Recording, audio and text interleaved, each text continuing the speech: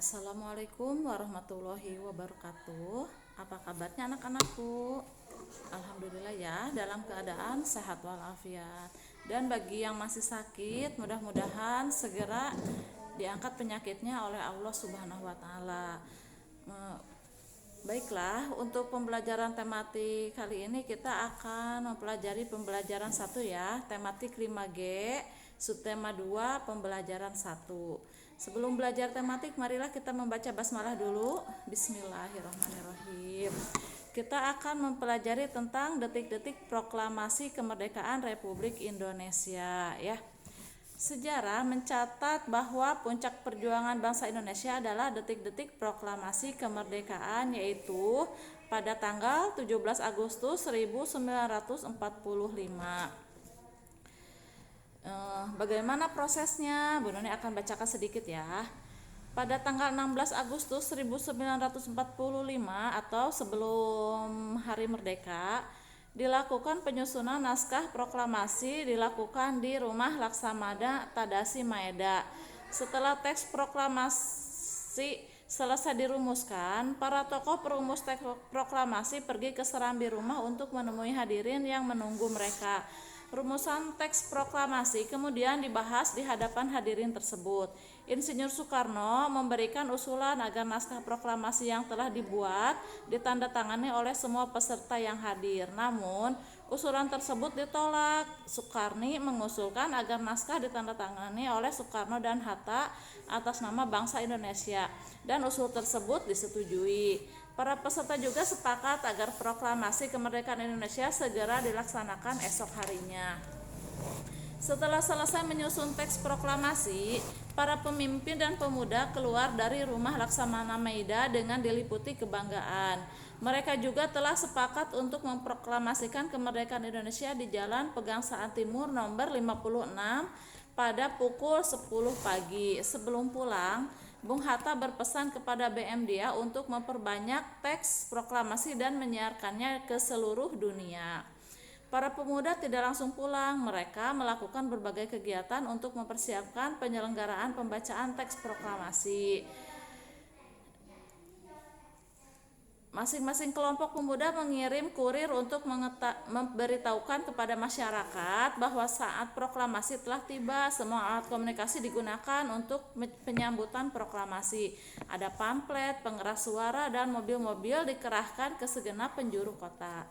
Pada pagi harinya, tanggal 17 Agustus 1945, massa memadati rumah di Jalan Pegangsaan Timur nomor 56 Jakarta.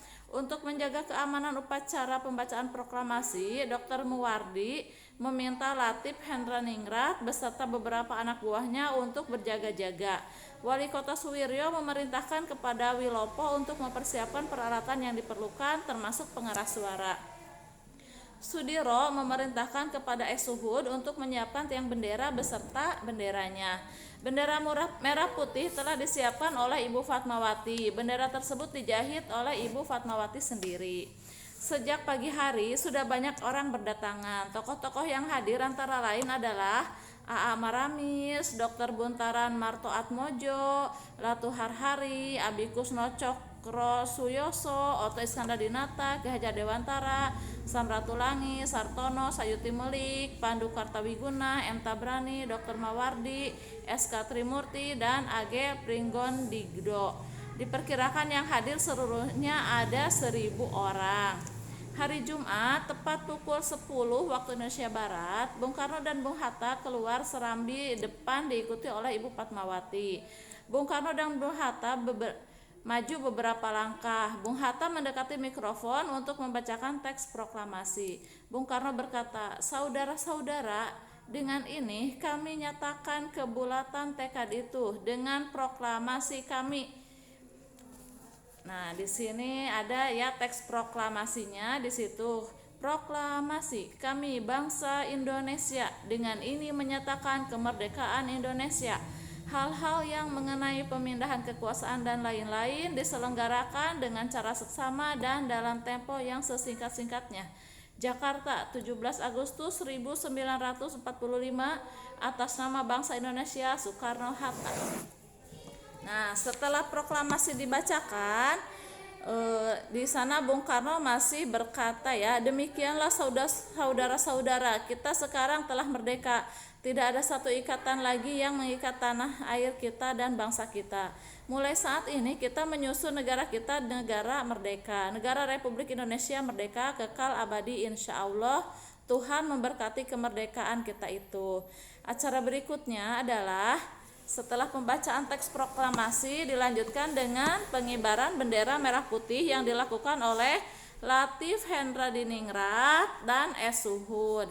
Bersamaan dengan naiknya bendera merah putih, para hadirin secara spontan menyanyikan lagu Indonesia Raya tanpa ada yang memimpin. Jadi spontanitas ya, menyanyikan lagu Indonesia Rayanya. Setelah itu, Wali Kota Suwiryo memberikan sambutan dan kemudian disusul sambutan Dr. Muwardi. Upacara berakhir pada pukul 11 waktu Indonesia Barat. Kemudian, Dr. Muwardi menunjuk beberapa anggota barisan pelopor untuk menjaga keselamatan Bung Karno dan Bung Hatta. Nah, itulah sedikit penjelasan tentang detik-detik proklamasi kemerdekaan Republik Indonesia. Sekarang kita beralih ke halaman 69 ya.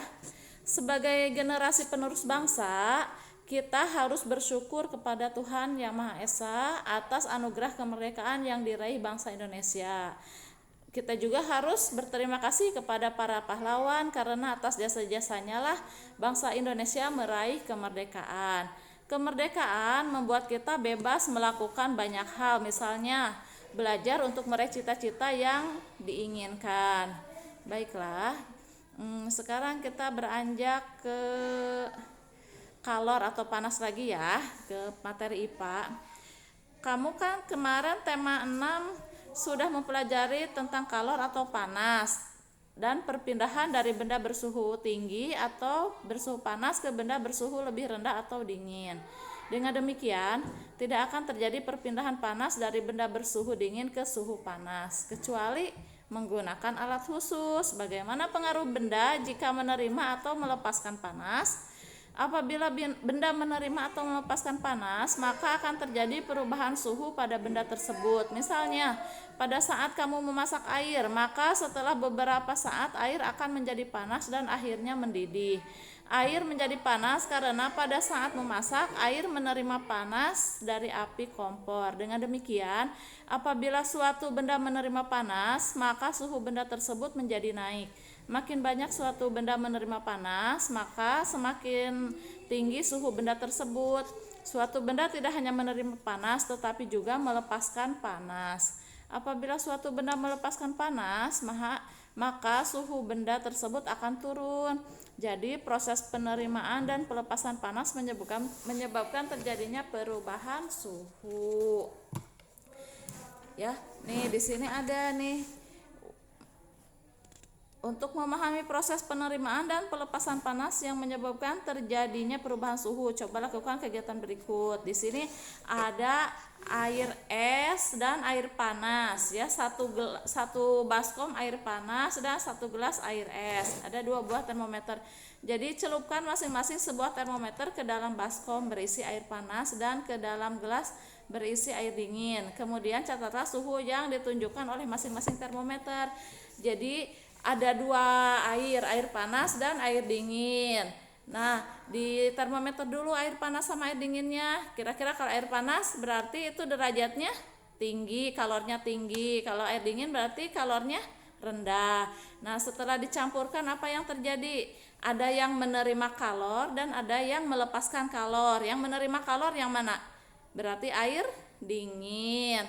Kalau yang melepaskan kalor berarti air panas. Berarti kalor itu energi ya.